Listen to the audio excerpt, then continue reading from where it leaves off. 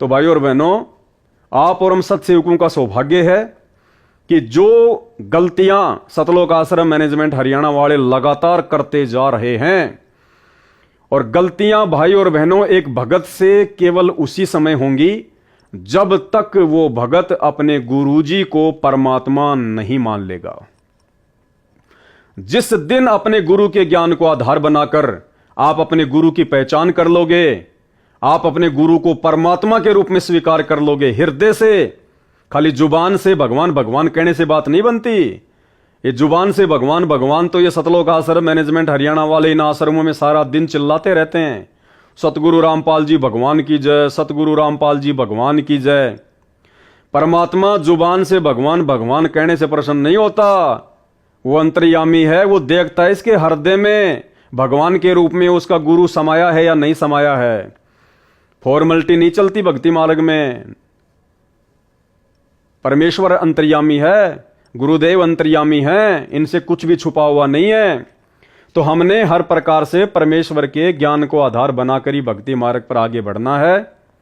और जिस प्रकार से ये मैनेजमेंट वाले भाई बहन जो गलतियां करते जा रहे हैं, आप और हमारा सौभाग्य है कि परमात्मा मुझ जैसे 2 कोटि के जीव को सद्बुद्धि देके आप भाई बहनों का इस प्रकार से वीडियो बनवाकर मार्गदर्शन करवाते जा रहे हैं, हमें निरंतर भक्ति मार्ग पर आगे बढ़ाते जा रहे हैं।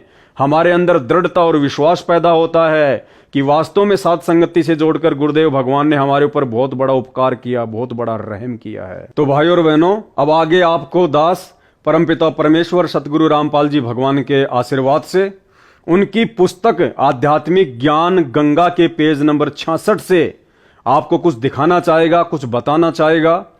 और उसके बाद में आप जितने भी भगत भाई बहन लाखों की संख्या में सतलोक आश्रम मैनेजमेंट हरियाणा के मनमाने आचरण का शिकार होकर सोशल मीडिया पर जिस प्रकार से इन पोस्टर्स को वायरल किया है, आप भाई बहन विचार करना, क्या वास्तव में इस प्रकार के पोस्टर सोशल मीडिया पर वायरल करना संत रामपाल जी के एक सच्चे भगत की पहचान हो सकती है? ये आपने खुद समझना पड़ेगा। और समझाने के लिए परमेश्वर जी के ज्ञान आधार से ये दास केवल आपको बता सकता है, आपको ये दिखा सकता है जो बातें यहां पे परमेश्वर जी के द्वारा इस पुस्तक में लिखी गई हैं। मानना ना मानना, स्वीकार करना ना करना, ये आप भगत भाई बहनों के अपने बुद्धि विवेक पर निर्भर करता है। तो भाई और बहनों, ये पुस्तक है परमपिता परमेश्वर सतगुरु रामपाल जी भगवान के द्वारा लिखित आध्यात्मिक ज्ञान गंगा। और आध्यात्मिक ज्ञान गंगा पुस्तक का ये पेज नंबर है 66। और इस पर सतगुरु रामपाल जी भगवान ने एक भगत को किस प्रकार से भक्ति मार्ग पर रहना चाहिए, कितनी शांति और अधीनता के साथ में रहना चाहिए, और कैसे हमने दूसरे लोगों के साथ वाद विवाद करने से बचना चाहिए ताकि हम अपनी भक्ति को सफल करें और काल की किसी भी चाल में ना फंस सकें। तो उसके बाद आप जी खुद विचार करना कि जो कुकर्म, जो मनमाना आचरण मीडिया चैनल वालों के खिलाफ सतगुरु रामपाल जी परमेश्वर जी का नाम बताकर उन बड़े बड़े समझे जाने वाले भक्तों के द्वारा सतलोक आश्रम मैनेजमेंट हरियाणा के द्वारा आप लाखों की संगत से करवाया गया है, वो कहां तक उचित है और कहां तक अनुचित है। तो ये पुस्तक आध्यात्मिक ज्ञान गंगा पेज नंबर 66, इसमें गुरुदेव भगवान क्या कह रहे हैं? हम एक कुल मालिक की संतान हैं। ये किसके लिए कहा परमात्मा ने? इस 21 ब्रह्मांड में जितने भी जीव हैं, चाहे वो पशु पक्षी हों या चाहे मानव शरीरधारी आप और हमारे जैसे स्त्री पुरुष हों, सबके लिए गुरुदेव क्या कह रहे हैं? हम एक कुल मालिक की संतान हैं। यानी वो मीडिया वाले भी परमात्मा की संतान हैं, गुरुदेव भगवान के ही बच्चे हैं। सत ज्ञान न होने से हिंदू मुसलमान के झगड़े, हिंदू सिख के झगड़े, मुसलमान ईसाई के झगड़े धर्म के श्रेष्ठता और अश्रेष्ठता के कारण हैं। परमेश्वर कह रहे हैं कि इस संसार में आप मानव शरीरधारी प्राणियों के जितने भी आपस के झगड़े, राग द्वेष, ईर्ष्या, मारपीट जो भी होती है ना, ये आपस में धर्म के नाम पे होती है, धार्मिक अज्ञानता के नाम पे होती है, काल की, शैतान की सूक्ष्म चाल के कारण होती है। हम एक कुल मालिक की संतान हैं। सतज्ञान ना होने से, यानी वास्तविक आध्यात्मिक ज्ञान ना होने से, जबकि आप और हमें तो गुरुदेव ने सतज्ञान दे दिया, वास्तविक आध्यात्मिक ज्ञान दे दिया। सतज्ञान ना होने से हिंदू मुसलमान के झगड़े, हिंदू सिख के झगड़े, मुसलमान ईसाई के झगड़े धर्म के श्रेष्ठता और अश्रेष्ठता के कारण हैं कि हमारा धर्म बढ़िया, हमारा धर्म बढ़िया। विश्व युद्ध में भी इतना रक्तपात नहीं हुआ होगा जितना धर्म के खतरे की आड़ में हो चुका है। धार्मिकता के खतरे की तरफ ध्यान न देने से अनेक बुराइयां सर्व पवित्र धर्मों में घर कर चुकी हैं। सर्व पवित्र धर्मों में 1% व्यक्ति होते हैं जो 99% को आपस में लड़वाकर मरवा रहे हैं। ठीक इसी प्रकार ये जो सतलोक आश्रम मैनेजमेंट हरियाणा से जुड़े हुए मुख्य लोग हैं, ये संत रामपाल जी की लाखों की करोड़ों की संख्या की तुलना में 1% हैं, मुश्किल से 1%। और इन लोगों ने काल प्रेरणा से काल की सूक्ष्म चाल में फंसकर काल के एजेंट बनकर इस परीक्षा के समय में संत रामपाल जी के 99% भक्तों की रेल बना रखी है। सबकी मर्यादा निरंतर तुड़वाने में लगे हुए हैं। धार्मिकता के खतरे की तरफ ध्यान न देने से अनेक बुराइयां सर्व पवित्र धर्मों में घर कर चुकी हैं। सर्व पवित्र धर्मों में केवल 1% व्यक्ति होते हैं जो 99% को आपस में लड़वाकर मरवा देते हैं। इसके विपरीत हिंदू हिंदू को मार रहा है, सिख सिख को काट रहा है, मुसलमान मुसलमान को परेशान कर रहा है, ईसाई ईसाई का दुश्मन बना हुआ है, आर्य समाजी पर ही मुकदमे किए बैठा है, कबीर पंथियों के दुश्मन बने बैठे हैं। जिस प्रकार हम भी तो कबीर पंथी हैं, यानी सतगुरु रामपाल जी भगवान स्वयं कबीर परमात्मा हैं और उनसे उपदेश लेकर उनके शिष्य बनकर हम भी कबीर पंथी हो गए। तो परमेश्वर कह रहे हैं कबीर पंथियों के दुश्मन बने हैं। आज हम सत्सेवकों को जो कि ज्ञान आधार से भक्ति करना चाहते हैं, जगह जगह साथ संगतियां करके परमेश्वर के ज्ञान आधार से हम लोग 5 यज्ञ करते हैं, एक दूसरे भाई बहनों की गुरुदेव के सत्संग आधार से शंका समाधान करते हैं, परमेश्वर को इकट्ठा होकर भोग लगाते हैं। तो आज हम कबीर पंथियों को सबसे ज्यादा दुखी परेशान कौन करता है? आज सैकड़ों की संख्या में जितनी भी साध संगतियां हो चुकी हैं और उनमें से ज्यादातर साध संगतियों में बीच में आकर या पुलिस वालों को लेकर सबसे ज्यादा भक्तों को परेशान कौन करता है? भक्तों को दुखी कौन करता है? भक्तों के साथ में मारपीट कौन करवाता है? भक्तों के साथ में स्वयं मारपीट कौन करता है? भक्तों की साथ संगतियां कौन कैंसिल करवाता है? सतलोक आश्रम मैनेजमेंट हरियाणा, यानी कबीर पंथी ही कबीर पंथियों के दुश्मन बने हुए हैं तथा अन्य आश्रमों में तथा डेरों के महंतों व संतों के आपस में कत्लेआम तथा मुकदमे तत्व ज्ञान के अभाव के कारण ही हो रहे हैं। यानी गुरुदेव ने स्पष्ट कर दिया कि ये जितनी भी नादानियां जो हो रही हैं वर्तमान में भक्ति मार्ग में, ये सब आध्यात्मिक अज्ञानता के कारण हो रही है, सतज्ञान की कमी के कारण हो रही है। तो भाइयों और बहनों, अरे हमें तो सतज्ञान दे दिया गुरुदेव भगवान ने। अरे सतलोक आश्रमों से जुड़े हुए भाई बहनों, तुम्हें तो सतज्ञान मिल गया, सच्चा गुरु मिल गया, तत्व ज्ञान मिल गया। फिर तुम क्यों इस प्रकार से इन मीडिया चैनल वालों के खिलाफ ये भड़काऊ पोस्टर वगैरह डाल रहे हो? क्यों तुम उनसे माफी मंगवाने की जिद पे अड़े हुए हो? अगर वो सहज में माफी मांग लेंगे तो ठीक है, नहीं तो फिर तुम क्या करोगे?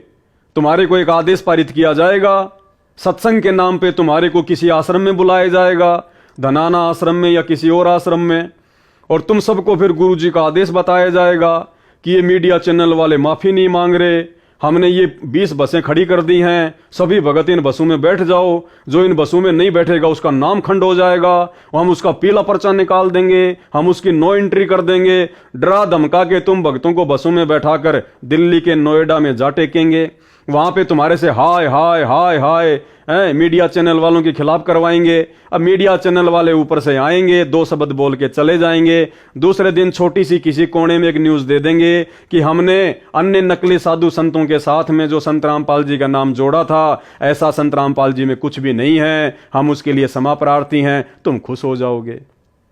तो ये आपकी आध्यात्मिक अज्ञानता है। अब भाइयों और बहनों, इस आध्यात्मिक ज्ञान गंगा पुस्तक के पेज नंबर 66 पर जो ये बातें लिखी हैं सतगुरु रामपाल जी परमेश्वर जी के द्वारा, और इसमें क्या लिखा हुआ है? तथा अन्य आश्रमों तथा डेरों के महंतों व संतों के आपस में कत्लेआम तथा मुकदमे तत्व ज्ञान के अभाव के कारण ही हैं। यानी संत रामपाल जी भगवान ये कहना चाह रहे हैं कि ये जितने भी आश्रम हैं, जितने भी ये कबीरपंथी हैं, जो गुरु बन के बैठे हैं, जो शिष्य हैं, आपस में भी ये एक दूसरे पर मुकदमे किए हुए बैठे हैं। तो ये सब कुछ क्यों है? आध्यात्मिक अज्ञानता के कारण, सत्य ज्ञान की कमी के कारण। कौन लिख रहे हैं ये बात? संत रामपाल जी। यानी संत रामपाल जी कह रहे हैं कि भक्तों के आपस में मुकदमे नहीं होने चाहिए, गुरु चेलों के आपस में मुकदमे नहीं होने चाहिए। अगर कोई ऐसा करता है तो साबित हो जाता है कि उसको ज्ञान नहीं है, उसको पूर्ण सत्य ज्ञान नहीं है। अब आपके मन में एक छोटी सी शंका आ सकती है कि यहां तो खुद गुरुजी किसी के ऊपर मुकदमे ना करने की सलाह दे रहे हैं, तो फिर गुरुजी ने सन 2022 में पवन दास के ऊपर 420 का मुकदमा क्यों करवाया? जिस मुकदमे में पवन दास हिसार जेल में 3.5 महीने जेल काट के आया था, तो गुरुजी ने फिर पवन दास के ऊपर मुकदमा क्यों करवाया? क्योंकि यहां तो गुरुजी मुकदमे करने की बात को खारिज कर रहे हैं कि आपस में मुकदमे नहीं करने चाहिए। अगर कोई मुकदमा करता है तो उसको ज्ञान नहीं है, जबकि हमारे गुरुजी तो पूर्ण ज्ञानी है, तत्व ज्ञानी है। गीता जी अध्याय 4 श्लोक 34 के अनुसार वो तत्वदर्शी संत हैं जिनके बराबर विश्व में किसी को आध्यात्मिक ज्ञान नहीं है। फिर गुरुजी ने पवन दास के ऊपर 420 का मुकदमा क्यों किया? जबकि गुरुजी का रिकॉर्ड है, गुरुजी का इतिहास है। सन 1994 से गुरुजी ने ज्ञान देना शुरू किया है अपनी लीला अनुसार, और वर्तमान तक गुरुजी के साथ ना जाने कितने लोगों ने कितना बुरा बर्ताव किया। गुरुजी के साथ में लोगों ने बदसलूकियां की, गालियां निकाली। जबकि गुरुदेव ने हमें बताया कि एक बार वे हरियाणा के चिड़ी गांव में सत्संग करने के लिए गए हुए थे, पाठ करने के लिए गए हुए थे। तो जिनके घर पे पाठ था उनके रिश्तेदार इस बात से नाराज थे, वो खुश नहीं थे, वो गुरुजी के बारे में भला बुरा कहते थे। तो जब गुरुदेव वापस सत्संग करके जा रहे थे तो रास्ते में वो रिश्तेदार भी आ गए। उन्होंने गाड़ी खड़ी कर दी गुरुदेव की गाड़ी के आगे, ड्राइवर को भी नीचे उतारा, गुरुदेव को भी नीचे उतारा और गुरुदेव को गालियां निकाली, भला बुरा कहा, जो कुछ कहना था उन्होंने कहा। और अंत में उन्होंने कहा कि कान पकड़ के माफी मांग कि आज के बाद में चिड़ी गांव में सत्संग करने नहीं आएगा। तो भाई और बहनों, ये तो लीलाधर है, लीलाधर।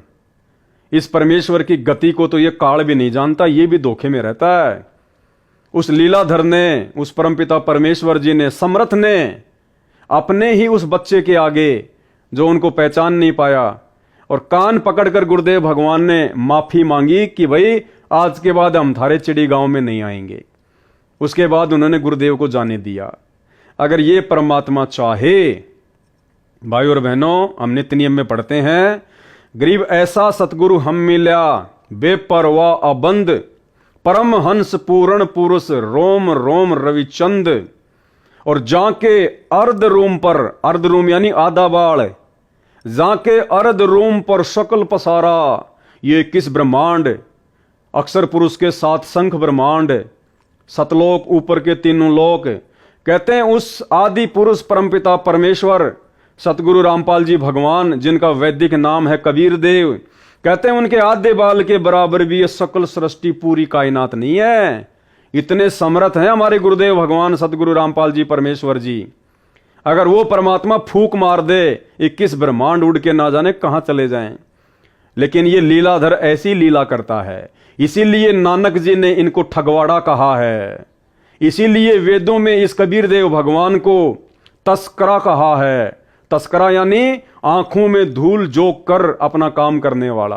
काल को भी यकीन नहीं है कि वो परमात्मा इस गंदे लोक में आके इस प्रकार से एक आम व्यक्ति, आम संत की तरह भूमिका करके अपने मिशन को पूरा करता होगा।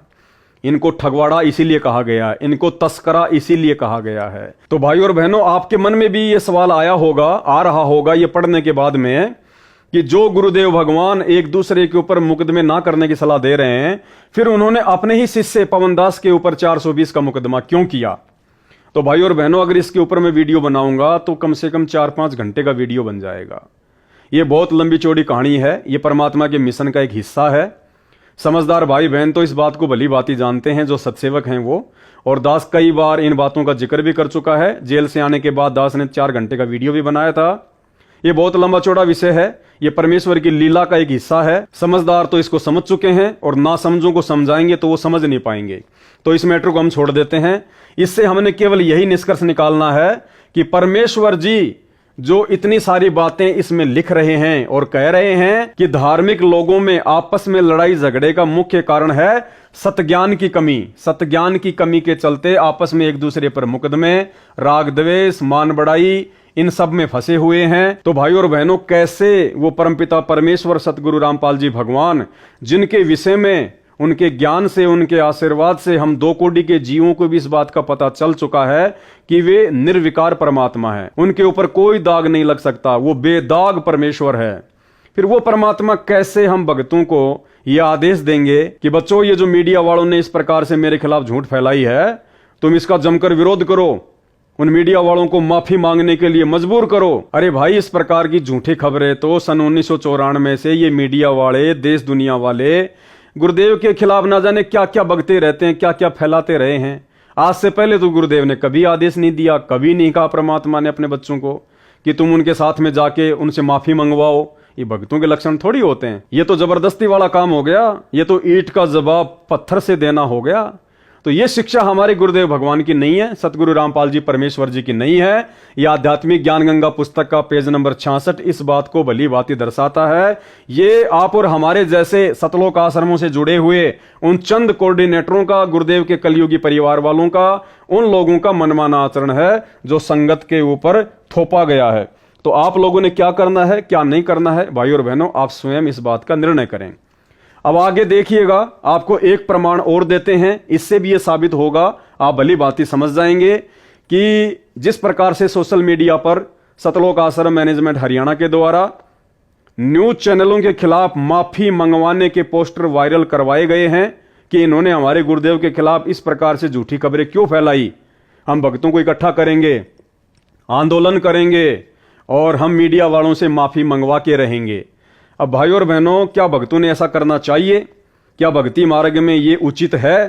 क्या इस प्रकार के कुक्रम भक्तों की अज्ञानता को नहीं दर्शाते हैं?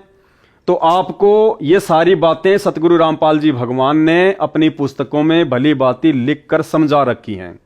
ये पुस्तक आपके सामने है, पुस्तक है मुक्ति बोध, मुक्ति बोध पुस्तक है और मुक्ति बोध पुस्तक का पेज नंबर है 171 पेज नंबर है मुक्ति बोध पुस्तक का, सतगुरु रामपाल जी के कर कमलों से लिखी गई है। इसमें गुरुदेव ने भगत के क्या लक्षण बताए, भगत को कैसे रहना चाहिए। यदि एक भगत के साथ में कोई जबरदस्ती करता है, कोई ना इंसाफी करता है, भगत का कोई मजाक उड़ाता है, भगत के खिलाफ कोई उल्टा सीधा बोलता है, तो भगत ने किस प्रकार से रिएक्शन करना चाहिए, भगत ने कैसा अपने आप को उसके सामने दर्शाना चाहिए। जबकि मीडिया वालों ने हम भक्तों के खिलाफ नहीं बोला, भगवान के खिलाफ बोला है।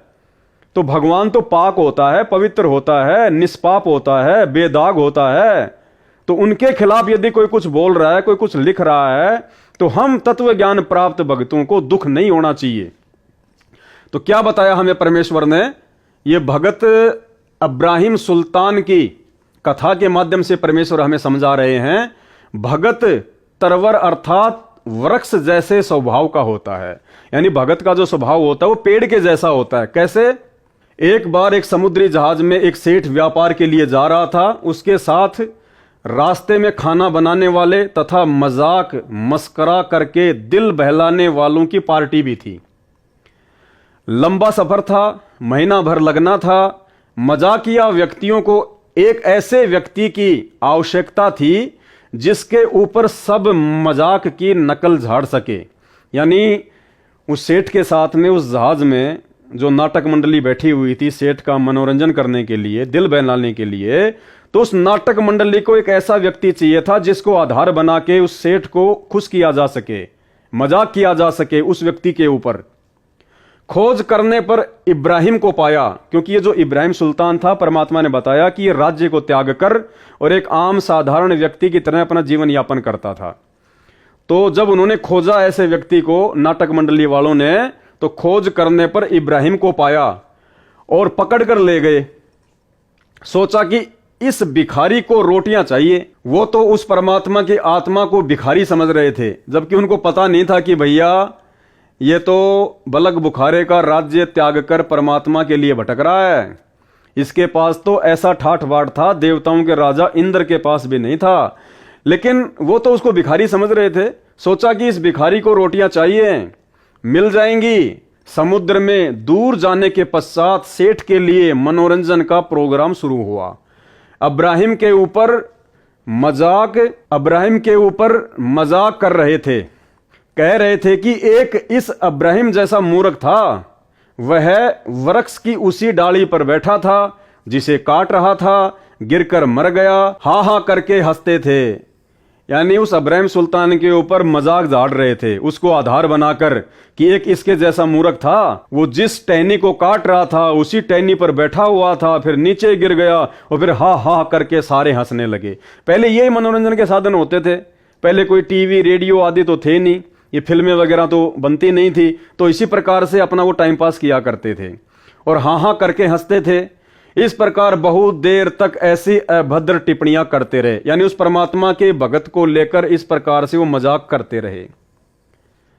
अब देखना भाई और बहनों, उस इब्राहिम सुल्तान ने जो पहले राजा था, 18 लाख घोड़े थे, हाथी थे, 16,000 रानियां थी, बलक बुखारे का बादशाह था, इंद्र भी शर्मा जाता था उसके ठाट बाट के आगे, शरीर में हट्टा कट्टा था। भाई और बहनों, उस भगत ने क्या रिएक्शन दिखाया जब उसके ऊपर लोग मजाक करने लगे, मजाक झाड़ने लगे, अभद्र टिप्पणियां करने लगे, जबकि राजा में तो कितना अहंकार होता है। और उस समय तो वो सत्ज्ञान भी नहीं दिया था परमात्मा ने, जो सत्ज्ञान आज आप और हमें दे दिया। उसके बावजूद इब्राहिम सुल्तान ने क्या रिएक्शन दिखाया, अपने गुरुदेव की शिक्षा पर चला या वर्तमान में सतलोक आश्रम मैनेजमेंट हरियाणा और लाखों की संगत की तरह न्यूज चैनल वालों के खिलाफ ये मुहिम चलाई कि माफी मांगो, माफी मांगो, माफी मांगो। देखिएगा, हाँ हाँ करके हंसते थे। इस प्रकार बहुत देर तक ऐसी अभद्र टिप्पणियां करते रहे। इब्राहिम बहुत दुखी हुआ। अब दुखी क्यों हुआ इब्राहिम? क्योंकि उसकी भक्ति नहीं बन पा रही थी। इब्राहिम बहुत दुखी हुआ, सोचा कि महीनों का दुख हो गया, न भक्ति कर पाऊंगा, न चैन से रह पाऊंगा। इब्राहिम ने केवल इतना सोचा ही था। इब्राहिम ने कोई मान बढ़ाई में आकर, अहंकार में आकर कि मैं तो राजा था, तुम मेरे ऊपर ऐसी अभद्र टिप्पणियां कर रहे हो, तुम्हारी औकात कैसे हो गई? लड़ाई झगड़े के मूड में नहीं। इब्राहिम दुखी हुआ कि हे परमात्मा, ये महीने भर का समुद्र का सफर है और महीने भर तक इसी प्रकार से ये लोग मेरा मजाक बनाते रहेंगे, मैं भक्ति नहीं कर पाऊंगा। मजाक तो चाहे मेरा लाख बना लो, कोई दिक्कत नहीं है। भगतकार भगवान का तो इस गंदे लोक में मजाक बनता ही आया है, लेकिन मेरी भक्ति नहीं हो पाएगी, परमेश्वर आपकी समय पर आरती स्तुति नहीं हो पाएगी। इस बात को लेकर वो दुखी सा हुआ। इब्राहिम बहुत दुखी हुआ, सोचा कि महीनों का दुख हो गया, न भक्ति कर पाऊंगा, न चैन से रह पाऊंगा। उसी समय आकाशवाणी हुई परमात्मा की, सतगुरु रामपाल जी भगवान की, उस कबीर जी की, कि हे भगत इब्राहिम, यदि तू कहे तो इन मूर्खों को मार दूं। उसी समय परमेश्वर जी की आकाशवाणी हुई कबीर देव जी की, और इब्राहिम सुल्तान से क्या कहा कि हे इब्राहिम, अगर तू कहे तो इन मूर्खों को मार दूं सबको। यानी परमेश्वर ने उसके सामने एक ऑप्शन छोड़ दिया कि अगर तू कहे तो इसी समय इस जहाज को डुबो दूं और तुझे बचा लूं, इन सब मूर्खों को मौत के घाट उतार दूं, इन मूर्खों को मार दूं, जहाज को डुबो दूं और तुझे बचा लूं। ये तेरे को तंग करते हैं। ये आकाशवाणी सुनकर जहाज के सब व्यक्ति भयभीत हो गए। इब्राहिम ने कहा, अब क्या कहा भाई और बहनों? इब्राहिम सुल्तान ने क्या कहा? वो भगत, जो भगत राजा था, आज तुम लोग क्या हो? भिखारी हो, भिखारी दुनिया वालों की तुलना में। फिर भी तुम्हारे अंदर इतना अहंकार, इतना घमंड, इतनी अज्ञानता। इब्राहिम सुल्तान तो राजा था, और इतना बड़ा राजा, और ऊपर से राजा में कितना घमंड, कितना अहंकार होता है। लेकिन उस प्यारी आत्मा ने अपने घमंड और अहंकार को साइड में पटक दिया कि आधीनी के पास है पूर्ण ब्रह्म दयाल, मान बढ़ाई मारियो बेअदबी सिरकाल। क्या कहा उस भगत ने? इब्राहिम ने कहा, हे अल्लाह, यह कलंक मेरे माथे पर न लगा कि परमात्मा, मैं ऐसा कर्म नहीं कर सकता, मैं ये दोष अपने सिर पर नहीं ले सकता। ये बेखबर हैं। क्या कहा इब्राहिम सुल्तान ने कि परमात्मा ये तो बेखबर हैं, ये क्या जाने आपकी महिमा को, ये क्या जाने आपकी समर्थता को, ये क्या जाने आपके ज्ञान को। जबकि सतलोक आश्रम मैनेजमेंट हरियाणा और लाखों की संगत ने तो कहा कि माफी मांगो, मीडिया वालों से कह रहे हैं, न्यूज चैनल वालों से, सोशल मीडिया पर पोस्टर वायरल करके कि तुमने हमारे गुरुजी के खिलाफ ऐसा क्यों बोल दिया, नकली साधु संतों के साथ में क्यों जोड़ दिया, माफी मांगो, माफी मांगो। और इब्राहिम सुल्तान क्या कह रहा है, ये बेखबर हैं, इतने व्यक्तियों के मारने के स्थान पर मुझे ही मार दे या इनको सद्बुद्धि दे दे। उनको सद्बुद्धि देने की बात कही इब्राहिम सुल्तान ने, और तुम लोग मीडिया वालों से माफी मंगवा रहे हो। ये आपकी भक्ति करके अपने जीवन का कल्याण कराएं। जहाज मालिक सहित सब यात्रियों ने इब्राहिम से क्षमा याचना की, यानी उस इब्राहिम सुल्तान का ऐसा व्यवहार देखकर सभी लोगों ने और जहाज के मालिक ने इब्राहिम सुल्तान से माफी मांगी।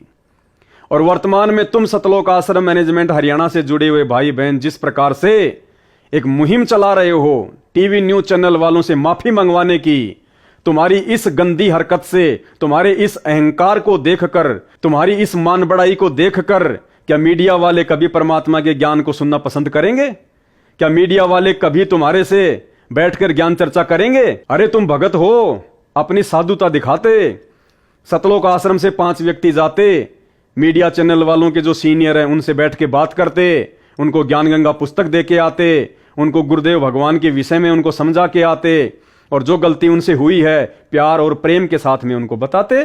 निश्चित तौर पर उन पर असर होता, निश्चित तौर पर, और निकट भविष्य में कभी भी वो व्यक्ति ऐसी न्यूज नहीं चलाते। लेकिन तुमने क्या किया? कहते हो कि हम तत्वज्ञानी संत के भगत हैं, हमें ज्ञान है, हम सतलोक जाएंगे हैं, और काम कर रहे हो तुम ये सड़े गले, ये बदबूदार काम कर रहे हो तुम, मान बड़ाई और अहंकार में तुम सड़ रहे हो। इसलिए तो गुरुजी अपने इन हिसार जेल से आने वाली ऑडियो में कह रहे हैं कि बच्चों तुम अहंकार में सड़ रहे हो, काल तुम्हारे सिर पे बैठा है, दुर्गति करेगा तुम्हारी दुर्गति। ये ऑडियो सुन लो पहले परमात्मा की। परमार्थ क्या है? स्वार्थ नहीं।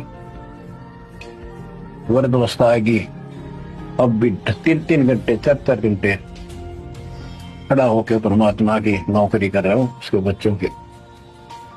आँख खोल लो, 10 समझ थोड़ी सी भी बच्ची हो तो काल ने फूक दिया कति दिमाग तुम्हारे। तो भाई अगर भक्ति करनी है, भगवान को प्रसन्न करना है, तो इब्राहिम सुल्तान जैसा बनना पड़ेगा, उससे भी कई गुना ऊपर उठ के आधीन और विनम्र बनना पड़ेगा।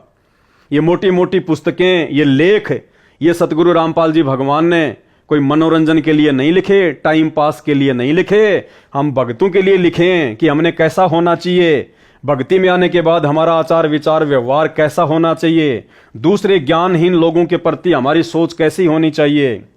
तो इब्राहिम सुल्तान ने कहा, जब परमेश्वर ने आकाशवाणी की कि इब्राहिम अगर तू कहे तो मैं इन सबको मार दूं, जहाज को डुबो दूं, उसी समय आकाशवाणी हुई कि हे भगत इब्राहिम, यदि तू कहे तो इन सब मूर्खों को मार दूं, जहाज को डुबो दूं, तुझे बचा लूं, ये तेरे को तंग करते हैं।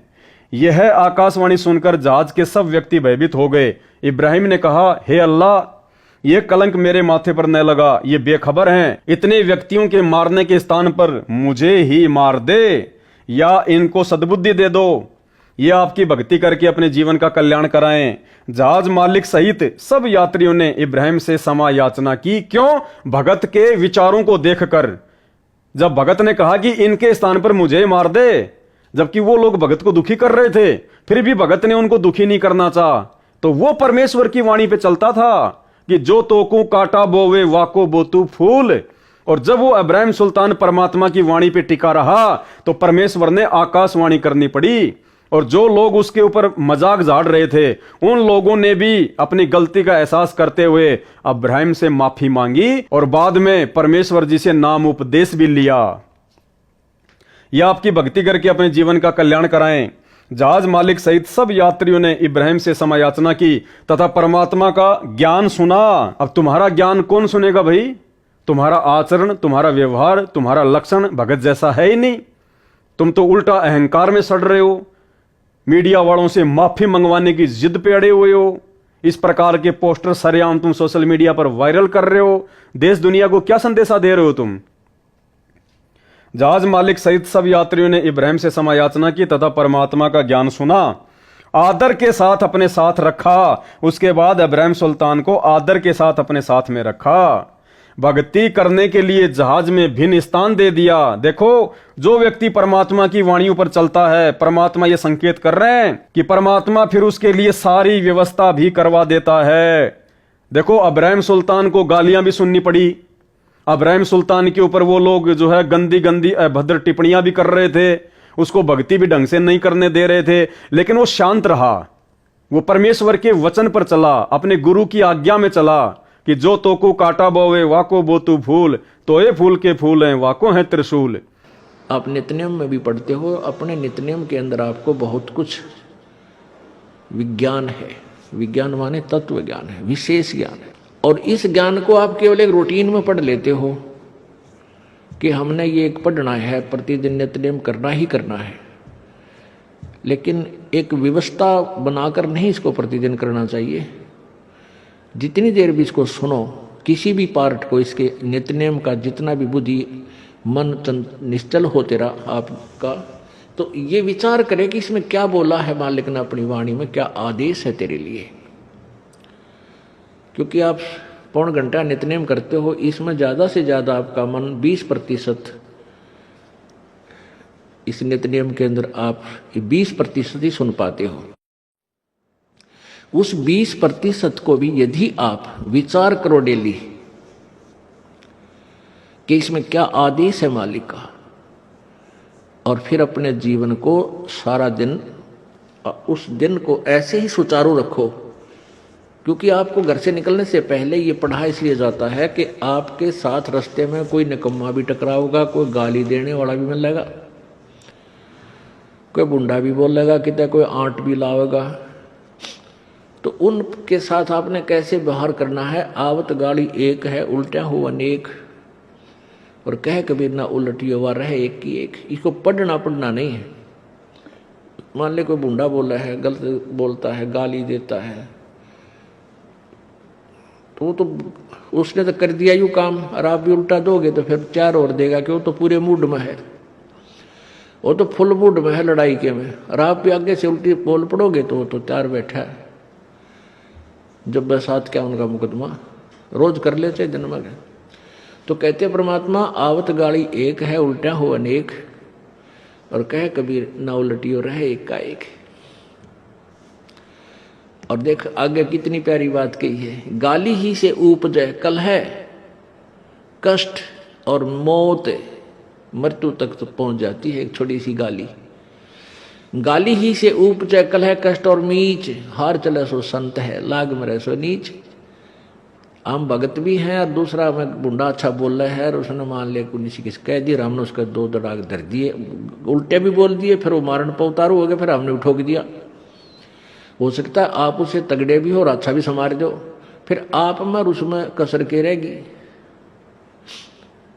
आप तगड़े भी हो और आपसे हल्का आदमी भी आपने बूढ़ा अच्छा बोला है, उसने बालक समझ के अनजान है, उससे बचो।